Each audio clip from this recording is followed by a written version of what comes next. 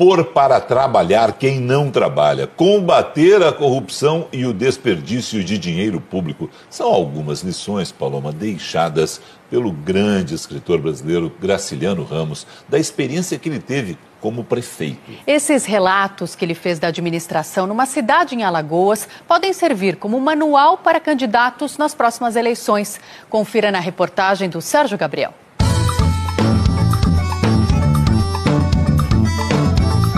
Olhando de cima, Palmeira dos Índios se parece com muitas cidades brasileiras.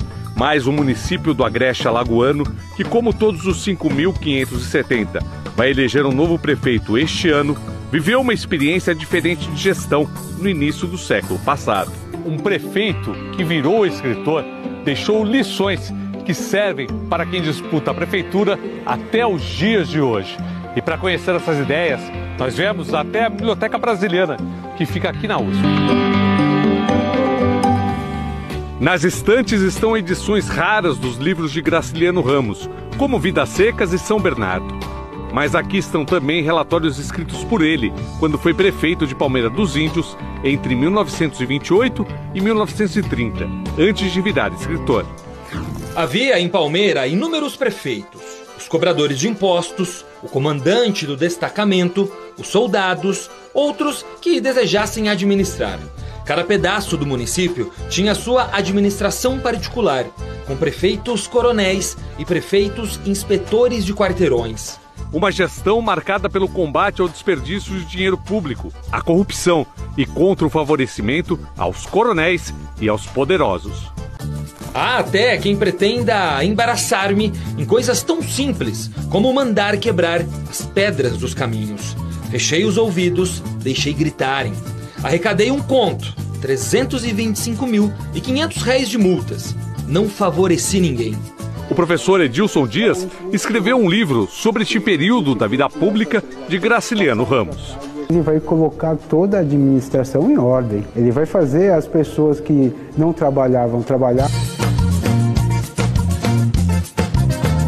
Os relatórios do prefeito Graciliano Ramos são claros, transparentes, diretos e têm toques de ironia. No segundo relatório, por exemplo, Graciliano Ramos fala da falta de recursos para investir no cemitério da cidade. E escreve: os mortos esperarão mais algum tempo. São os munícipes que não reclamam. No capítulo seguinte, ao falar sobre os gastos excessivos da cidade com a iluminação pública, Graciliano diz: pagamos até a luz que a lua nos dá. Tudo isso de um modo muito claro e numa linguagem popular.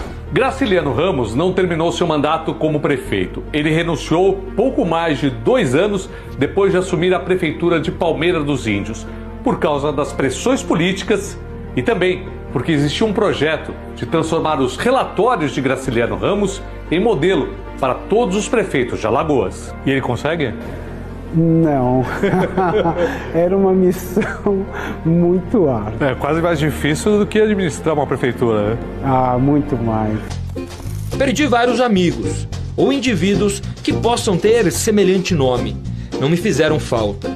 Se minha estada na prefeitura por esses 2 anos dependesse de um plebiscito, talvez eu não obtivesse 10 votos. Os relatórios abriram caminho para o prefeito se tornar escritor. Eles ganharam repercussão nacional. O poeta e editor Augusto Frederico Schmidt pediu permissão para publicá-los. Foi o mesmo Schmidt que editou o primeiro livro de Graciliano Ramos, Caetés, em 1933, 3 anos depois da publicação dos relatórios. Foi quando Graciliano saiu da vida pública e foi para as estantes.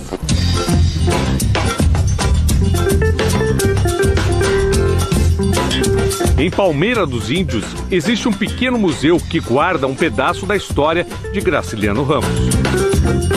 Ele não queria gastar o dinheiro público porque ele dizia que o público é do povo. E por isso ele começa a prestar contas de centavos, que hoje a gente pode dizer que seriam migalhas, seriam pequenas moedas, mas ele fazia isso de forma minuciosa. Agora os relatórios estão sendo relançados numa nova edição. Poderia ser leitura obrigatória a todos os candidatos a prefeituras. Como escritor, o prefeito sabia que nada é mais complexo que a simplicidade. Cuidei bastante da limpeza pública. As ruas estão varridas. Retirei da cidade o lixo acumulado pelas gerações que por aqui passaram. A palavra não tem que brilhar mais do que o necessário para ele, né? Aliás, ele diz que a palavra não tem que brilhar, ela tem que comunicar.